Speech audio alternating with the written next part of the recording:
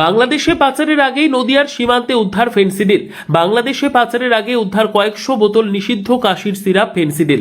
নদিয়ার সীমান্তবর্তী চাপড়া থানার লক্ষ্মীমালা এলাকা থেকে উদ্ধার হলো 100 বোতল নিষিদ্ধ কাশির সিরাপ। বাংলাদেশে পাচারের আগে বাজেয়াপ্ত হলো এই নিষিদ্ধ কাশির সিরাপ। ওই সিরাপগুলো বাংলাদেশে পাচারের উদ্দেশ্যে একটি স্কুটিতে করে নিয়ে যাওয়া হচ্ছিল। গোপন সূত্রে খবর পেয়ে ওই স্কুটিতে তল্লাশি চালিয়ে উদ্ধার হয় বিপুল পরিমাণ নিষিদ্ধ কাশির সিরাপ। ঘটনার কথা প্রকাশ্যে আসতেই চাঞ্চল্য দেখা দিয়েছে সীমান্তবর্তী এলাকায়।